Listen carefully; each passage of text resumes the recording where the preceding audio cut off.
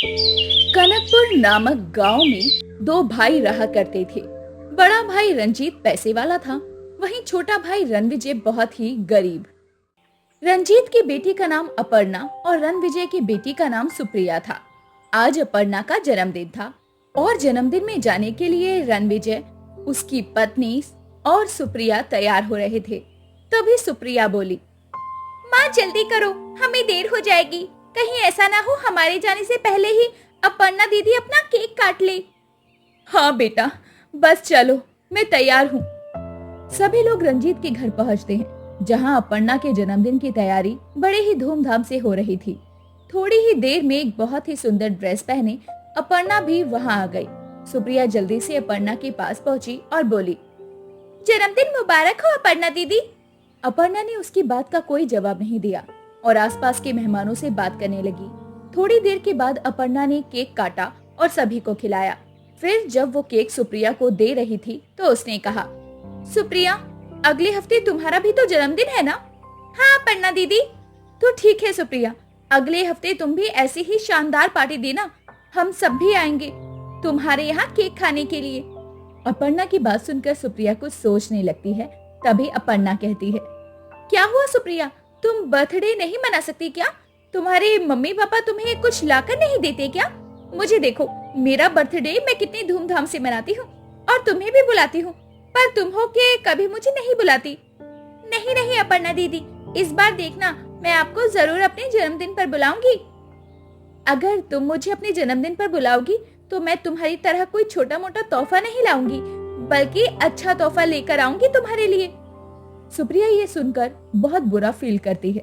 वो अपने माता पिता के साथ अपने घर आ जाती है और फिर अपनी माँ से कहती है, माँ 8 दिनों के बाद मेरा भी तो जन्मदिन है, इस बार मैं अपने जन्मदिन को बहुत धूमधाम से मनाना चाहती हूँ माँ। बेटी सुप्रिया, तुम तो जानती हो कि आजकल हमारे घर के हालात कुछ ठीक नहीं है। तुम्हारे पिताजी के पास कोई काम नहीं है और हमारा घर चलाना भी बहुत मुश्किल हो गया है। ऐसी स्थिति में हम तुम्हारा जन्मदिन भला कैसे मनाएंगे? माँ, ये सब कुछ मैं नहीं जानती। अभी तो मेरे जन्मदिन में 8 दिन है। आप कहीं से भी पैसे का इंतजाम करो, लेकिन इस बार मैं अपना जन्मदिन बहुत धूमधाम से मनाऊंगी। और आपने देखा नहीं अपर्णा दीदी मुझसे कैसे बातें कर रही थी, ताने मार रही थी। अच्छा, बहुत बातें हो गई। अभी तो तू सो जा, तेरे जन्मदिन को 8 दिन बाकी है, तब का तब देखेंगे। सुप्रिया सो जाती है। तभी भूमि अपने पति से कहती है, देखिए जी, हमारी बेटी कुछ गलत नहीं कह रही है। बड़े भैया अपनी बेटी का जन्मदिन हर साल धूमधाम से मनाते हैं, तो हमारी बेटी के मन में तो लालच आएगा ही ना।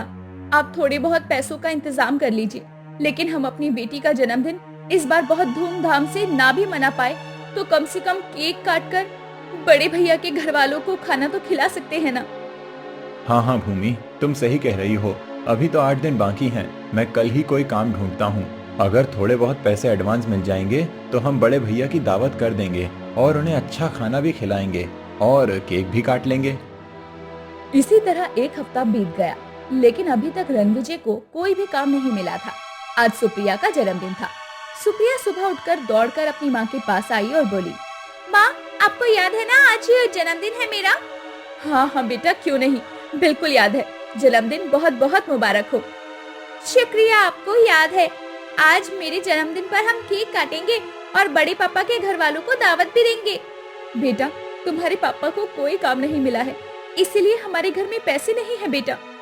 मैं ये सब कुछ नहीं जानती माँ। अगर आज मेरे जन्मदिन पर केक नहीं काटा तो आज बड़े पापा के घर वालों को दावत भी नहीं दी तो मैं अपने कमरे से बाहर भी नहीं निकलूंगी। ऐसा कहकर सुप्रिया अपने कमरे में चली गई। तब सुप्रिया की माँ अपने पति से बोली, जाओ जी, थोड़ा बहुत पैसों का इंतजाम करके ले आओ। बेटिया जिद करके बैठ गई है तो हमें पूरी तो करनी पड़ेगी ना। रणविजय घर से काम की तलाश में निकल गया। शाम को वो जब घर वापस लौटा तो कुछ सोने के सिक्के लेकर लौटा। फिर वो सोने के सिक्के अपनी पत्नी को देकर बोला, भूमि देखो, हमारी किस्मत बदल गई। ये सोने के सिक्के हैं, जल्दी से जाकर इन्हें बाजार में बेच दो और बिटिया का जन्मदिन मनाने का सारा सामान ले आओ। आज हम अपनी बिटिया का जन्मदिन बहुत धूमधाम से मनाएंगे। अरे वाह, इतने सारे सोने के सिक्के, कोई खजाना हाथ लग गया है क्या? वो सब छोड़ो, समझ लो ये सब हमारी किस्मत में था। अब जल्दी से बिटिया का जन्मदिन मनाने की तैयारी शुरू करो। उसके बाद भूमि वो सिक्के बाजार में बेचकर जन्मदिन मनाने का सारा सामान ले आती है और बड़ी ही धूमधाम से जन्मदिन की तैयारी करती है। शाम को अपर्णा भी अपने माता पिता के साथ सुप्रिया के जन्मदिन में आती है और सुप्रिया के ठाट बाट देखकर चौंक जाती है। अपर्णा के माता पिता भी अपनी आंखों पर विश्वास नहीं कर पा रहे थे कि वो सुप्रिया का इतना बड़ा जन्मदिन मनाते हुए देखकर हैरान थे। शाम को वो खाना खाकर लौट आए, तब रंजीत की पत्नी गौरी रंजीत से बोली, अजी अपर्णा के पापा, जरा मुझे एक बात तो बताओ कि तुम्हारा वो भिखमंगा भाई जिसके घर में खाने तक को खाना नहीं रहता, उसने इतना बड़ा जन्मदिन आखिर कैसे मना लिया? उसके पास आखिर इतने सारे पैसे आए कहां से? हाँ गौरी, मैं भी यही सोच रहा था कि पिछले कई दिनों से उसके पास कोई काम भी नहीं था। ये तो सोचने वाली बात है कि इतने सारे पैसे आखिर वो लाया कहाँ से। मुझे तो लगता है कि उसके हाथ किसी खजाने की चाबी लग गई है। तुम देखना, देखते ही देखते वो हमसे भी बहुत ज्यादा अमीर हो जाएगा। हाँ गौरी, तुम सही कहती हो। मैं सोच रहा हूँ कि पता लगाना चाहिए कि आखिर उसको इतना पैसा मिला कहाँ से। हाँ, लेकिन हम ये पता लगाएंगे कैसे? थोड़ी देर सोचने के बाद गौरी बोली, मेरे पास एक आइडिया है। तुम ऐसा करो कि बिस्तर पर लेट जाओ और बीमार होने का नाटक करो। मैं देवर जी को बुला कर लाती हूँ और उनसे कहती हूँ कि हमारे सारे पैसे खत्म हो गए हैं और डॉक्टर ने तुम्हारे इलाज के लिए बहुत सारे पैसे मांगे हैं। उसके बाद वो पैसों का इंतजाम करने के लिए जाएंगे और तुम उनका पीछा करना। तुम्हें पता चल जाएगा कि आखिर उनके पास इतने पैसे आ कहां से रहे हैं।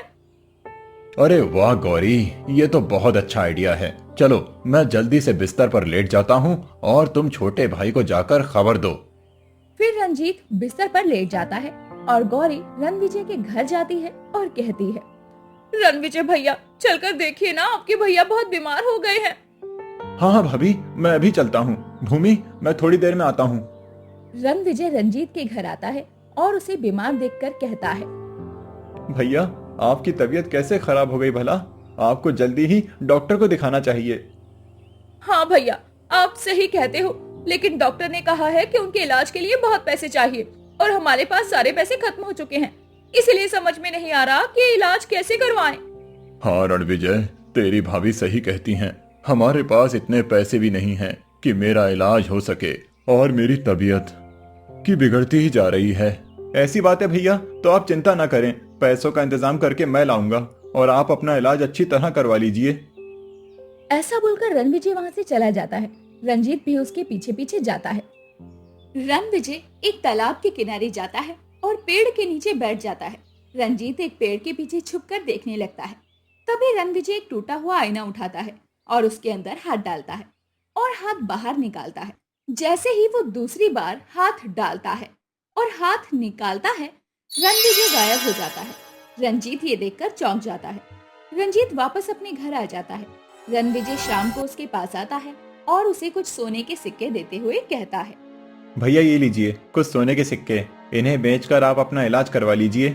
रणविजय, मैंने तुझे उस तालाब के किनारे उस आईने के अंदर जाते हुए देखा था।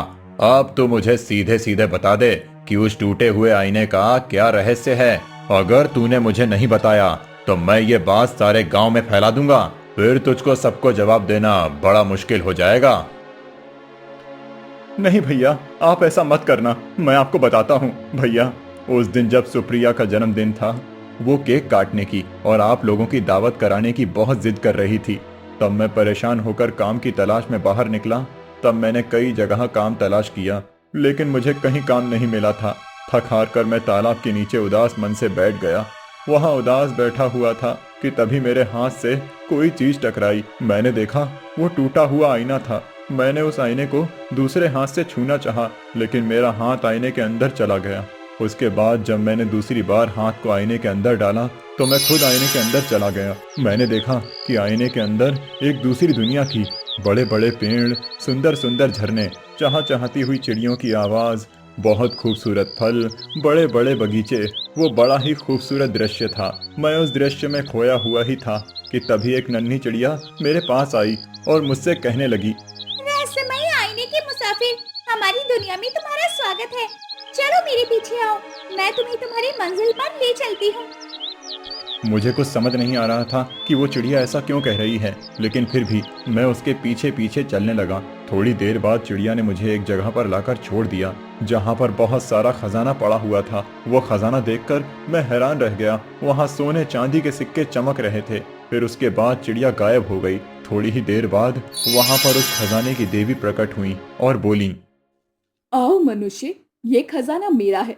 अगर तुम यहाँ तक पहुँच गए हो तो तुम्हें जितने खजाने की जरूरत है उतना ले लो। ऐसा कहकर देवी गायब हो गई। मैंने हाथ बढ़ाया और एक मुट्ठी सोने के सिक्के उठा लिए और अपने आप से कहा, मेरे लिए तो एक मुट्ठी सोने के सिक्के ही काफी हैं। इससे ज्यादा की मुझे कोई जरूरत नहीं है। और ऐसा कहकर वो सोने के सिक्के लेकर मैं वापस आ गया। फिर आईने ने मुझे बाहर फेंक दिया और मैं फिर उन पैसों को लेकर अपने घर गया। दूसरी बार मैं उस जादुई आईने के अंदर आज गया था जब आपको पैसों की जरूरत थी। मुझे कोई पैसों की जरूरत नहीं थी और मेरी तबीयत भी बिल्कुल ठीक है। मैं तो बस ये जानना चाहता था कि तेरे पास आखिर इतना पैसा आया कहाँ से। अब मुझे पता चला कि तेरे पास पैसे आने की वजह वो रहस्यमय आईना है। हाँ भैया, आप सही कहते हैं। भगवान का शुक्र है कि आपकी तबीयत ठीक है। मैंने आपको सारी बात बता दी। ये सारी बात आप किसी से मत कहना। अच्छा भैया, बहुत देर हो गई है, अब मैं चलता हूँ। और हाँ, ये सोने के सिक्के मैं आपके लिए ही लाया था, आप इन्हें रख लीजिए। रणविजय वो सोने के सिक्के अपने बड़े भाई को देकर वहाँ से चला जाता है। रणविजय के जाते ही गौरी बोली, अजी, मुझे समझ में नहीं आता कि आपका भाई इतना बड़ा बेवकूफ कैसे है। खजाने के सामने पहुंचकर भी वो केवल एक मुट्ठी सोने के सिक्के उठा कर लाया, जबकि अगर वो चाहता तो खजाना अपने साथ लेकर आता। हमारी 7 पुश्तों को भी पैसे कमाने की जरूरत नहीं पड़ती। हाँ गौरी, तुम सही कहती हो, लेकिन रणविजय बिल्कुल भी लालची नहीं है। उसे कल की कोई चिंता नहीं होती। पर हम उसकी तरह नहीं हैं। मैंने सोच लिया है कि कल उस जादुई आईने के अंदर मैं भी जाऊंगा और अगर मैं उस खजाने तक पहुंच गया तो अपने लिए ढेर सारा खजाना लेते हुए आऊंगा। तुम ऐसा करो कि मुझे कुछ बोरियां दे दो जिसमें खजाना भरकर ला सकूं। अजी, आपने तो मेरे मुंह की बात छीन ली। रुकिए, मैं बोरियां लेकर आती हूँ। उसके बाद गौरी ने घर के अंदर से कुछ बोरियां लाकर अपने पति को दी। फिर रंजीत रहस्यमय टूटे आईने की तलाश में निकल पड़ा। रंजीत भी तालाब के किनारे पहुंच गया और पेड़ के पास बैठकर आसपास देखने लगा। तभी उसे भी वो टूटा हुआ रहस्यमय आईना नजर आया। रंजीत ने आईना उठा लिया और एक बार उसमें हाथ डाला और बाहर निकाला। फिर रंजीत ने जब दूसरी बार उसमें हाथ डाला तो आईने के अंदर की दुनिया में पहुंच गया। रंजीत ने आईने के अंदर की दुनिया देखी जो कि बहुत खूबसूरत थी। तभी वहाँ पर एक नन्ही चिड़िया आई और रंजीत से बोली, रहस्यमय टूटे हुए आईने के मुसाफिर, हमारी दुनिया में तुम्हारा स्वागत है। आओ, मैं तुम्हें तुम्हारी मंजिल के पास ले जाती हूँ। फिर ऐसा कहकर वो चिड़िया उड़ने लगी। वो आगे आगे उड़ रही थी और पीछे पीछे रंजीत जा रहा था। थोड़ी देर के बाद चिड़िया खजाने के पास पहुंच गई और वहां से गायब हो गई। रंजीत ने देखा कि वहां पर ढेर सारी सोने चांदी के सिक्के थे। वो बहुत बड़ा खजाना था जो ना जाने कितने सालों से यहाँ रखा हुआ था। तभी उस खजाने की रक्षक देवी वहां पर प्रकट हुई और बोली, आओ मनुष्य, ये खजाना मेरा है और अगर तुम यहाँ तक पहुँच ही गए हो तो तुम्हें जितने खजाने की जरूरत है उतना ले लो। ऐसा कहकर देवी वहां से गायब हो गई। रंजीत ने पहले तो एक मुट्ठी खजाना अपने हाथों से उठाया। उसे देखकर वो बहुत खुश हुआ। उसके बाद खजाने को जल्दी जल्दी बोरियों में भरने लगा। उसने कई बोरियां खजाने से भर ली और उन्हें अपनी पीठ पर लाद लिया और जाने लगा। तभी सामने खजाने की देवी प्रकट हुई और बोली, लालची मनुष्य, ये खजाना तुम जैसे लालची लोगों के लिए नहीं बल्कि उन लोगों के लिए है जिन्हें इसकी सच में जरूरत है। लेकिन तू उनमें से नहीं है। तू तो लालची है। तूने अपने लालच के चक्कर में इतना सारा खजाना अपनी पीठ पर लाद कर ले जाने की कोशिश की। तेरे जैसे लोग टूटे हुए आईने की इस रहस्यमय दुनिया में भटक कर हमेशा के लिए रह जाते हैं और कभी भी अपने घर वापस नहीं जा पाते। अब तेरे साथ भी ऐसा ही होगा। ऐसा कहकर खजाने की रक्षक देवी वहां से गायब हो गई। तभी अचानक रंजीत के पास एक तेज रोशनी प्रकट हुई और रंजीत अपने आप को घने जंगलों के बीच पाता है। हे भगवान, ये मैं कहाँ आ गया? आसपास तो केवल जंगल ही जंगल है। मुझे यहाँ से बाहर जाने का रास्ता हर हाल में ढूंढना होगा, वरना मैं हमेशा के लिए यहाँ कैद हो जाऊंगा। ऐसा कहकर रंजीत उस जंगल के चारों तरफ चक्कर लगाता है और बहुत कोशिश करने के बाद उसे बाहर का दरवाजा नहीं मिलता और वो मायूस होकर रोने लगता है। दूसरी तरफ गौरी रंजीत का इंतजार कर रही थी। इंतजार करते करते सुबह से शाम हो गई, परंतु रंजीत अब तक वापस नहीं लौटा था। गौरी को अब रंजीत की चिंता होने लगी थी। इतनी देर हो गई, वो अभी तक नहीं आए। उन्होंने तो मुझसे कहा था कि मैं 1.5 घंटे में लौट आऊंगा, लेकिन सुबह हो गई। भगवान, कहीं वो किसी खतरे में तो नहीं? और उस रहस्यमय टूटे हुए आईने के बारे में और कोई जानता भी नहीं है। मैं किससे मदद मांगूं? मुझे देवर जी के पास जाना चाहिए, उन्हें सारी बात बता देनी चाहिए। और यही सोचकर गौरी रणविजय के पास पहुंची और बोली, देवर जी, बहुत बुरा हुआ। क्या हुआ भाभी, आप इतनी परेशान क्यों हैं? देवर जी, तुम्हारे भैया रहस्यमय टूटे हुए आईने का खजाना लाने के लिए उस तालाब की तरफ गए थे, परंतु अब सुबह हो चली है और वो अभी तक घर नहीं लौटे। मुझे तो चिंता हो रही है, कहीं वो किसी मुसीबत में न फंस जाएं। टूटे हुए रहस्यमय आईने के बारे में आपके सिवा कोई नहीं जानता, इसीलिए मैं आपके पास चली आई। आप जाकर देखिए, कहीं आपके भैया किसी मुसीबत में ना हो। हाँ भाभी, आप सही कह रही हो। अगर वो टूटे रहस्यमयी आईने के अंदर गए थे तो अब तक तो उन्हें वापस आ जाना चाहिए था। वो अभी तक वापस नहीं आए हैं, तो इसका ये मतलब है कि वो किसी खतरे में हैं। आप लोग ऐसा कीजिए कि आप सब यहीं रुकिए, मैं जाकर भैया को देखता हूँ। अजी, मुझे तो डर लग रहा है, कहीं आप भी किसी मुसीबत में न फंस जाएं। आप कहीं तो मैं भी आपके साथ चलूं। नहीं नहीं भूमि, इसकी कोई जरूरत नहीं है। तुम भाभी के साथ यहीं रहो, मैं जाता हूँ और भैया को ढूंढ कर लाता हूँ। तुम लोग मेरी चिंता मत करो, मैं भैया को लेकर जल्दी ही वापस आ जाऊंगा। ऐसा कहकर रणविजय फिर से तालाब के किनारे पहुंच जाता है और उस टूटे हुए रहस्यमय आईने को उठाकर उसके अंदर एक बार हाथ डालता है और फिर बाहर निकालकर दूसरी बार हाथ डालते ही वो उस आईने के अंदर पहुंच जाता है और हमेशा की तरह वो चिड़िया वहां आ जाती है और फिर से कहती है, रहस्यमय टूटे हुए आईने के मुसाफिर, इस दुनिया में आपका स्वागत है। मेरे पीछे आओ, मैं तुम्हें तुम्हारी मंजिल तक ले चलती हूँ। नहीं नन्ही चिड़िया, इस बार मेरी मंजिल वो खजाना नहीं, बल्कि मैं तो अपने बड़े भैया को ढूंढने यहाँ पर आया हूँ। मुसाफिर, मंजिल चाहे कोई भी हो, वो तुम्हें वहीं पर पहुंचकर मिलेगी, इसीलिए मेरे पीछे आओ। रणविजय उस चिड़िया के पीछे पीछे चलने लगता है। हमेशा की तरह चिड़िया उड़कर खजाने के पास पहुंच गई और फिर गायब हो गई। थोड़ी देर के बाद हमेशा की तरह खजाने की रक्षक देवी वहां प्रकट हुई और बोली, आओ मनुष्य, लगता है फिर तुम्हें जीवन में कुछ पैसों की जरूरत आ गई है। ठीक है मनुष्य, तुम्हें जितने की जरूरत है उतना खजाना यहाँ से ले जा सकते हो। हे धन धान की देवी, आप गलत समझ रही हैं। इस बार मैं यहाँ पैसों की किसी जरूरत के लिए नहीं आया हूँ, बल्कि अपने खोए हुए भाई को ढूंढने आया हूँ, जो यहाँ खजाने की तलाश में आया था और फिर वापस नहीं गया। क्या आपने मेरे भाई को देखा है? हे मनुष्य, यहाँ पर बहुत सारे लोग आते हैं, परंतु जो ईमानदार होता है और जिसके अंदर लालच नहीं होता, जो अपनी जरूरत के अनुसार खजाना यहाँ से ले जाता है, वो आसानी से बाहर निकल जाता है। परंतु अगर कोई व्यक्ति लालच करे और जरूरत से ज्यादा खजाना ले जाने का प्रयत्न करे, तो वो इस रहस्यमय आईने के जंगल में हमेशा के लिए फंस जाता है। तुम्हारा भाई भी यहाँ अपने लालच के कारण बहुत सारा खजाना लेने आया था और अपने ही लालच की वजह से वो इस रहस्यमय आईने के जंगल में फंस कर रह गया। अब वो यहाँ से कभी नहीं निकल पाएगा। मनुष्य, तुम्हें जितने खजाने की जरूरत है तुम उतना खजाना ले लो और यहाँ से चले जाओ। हे धन की देवी, वो जैसा भी है मेरा भाई है, उसकी तरफ से मैं आपसे उसकी गलती की क्षमा मांगता हूँ। आपका मुझे यहाँ से जाने का मशवरा देने के लिए धन्यवाद, परंतु मैं अपने बड़े भाई के बिना यहाँ से नहीं जा सकता, क्योंकि अगर मैं उसे लिए बिना यहाँ से चला गया तो मैं अपनी भाभी को क्या जवाब दूंगा। इससे तो बेहतर है कि मैं भी उन्हीं जंगलों में हमेशा के लिए गुम हो जाऊं, जिन जंगलों में मेरा बड़ा भाई गुम हुआ है। हे मनुष्य, तुम्हारी बातों से मैं बहुत प्रसन्न हुई। तुम में किसी तरह का कोई लालच नहीं है। तुम्हारा भाई तो जीवन भर के लिए यहाँ फंस सकता है, परंतु अगर तुम जीवन भर इस आईने से बाहर ना निकलो तो यह तुम्हारे साथ अन्याय होगा। मैं अन्याय होते हुए नहीं देख सकती, इसीलिए मैं तुम्हें तुम्हारे भाई का पता बता देती हूँ। अपने बाएं हाथ पर थोड़ी देर चलने के बाद तुम्हें एक घना जंगल मिलेगा। उन्हीं जंगलों में तुम्हें अपने भाई को ढूंढना है। जब तुम्हें तुम्हारा भाई मिल जाएगा तो तुम जब चाहे इस आईने से बाहर निकल पाओगे। आपका बहुत बहुत धन्यवाद देवी, मैं आपका ये आभार जिंदगी भर नहीं भूलूंगा। तथास्तु।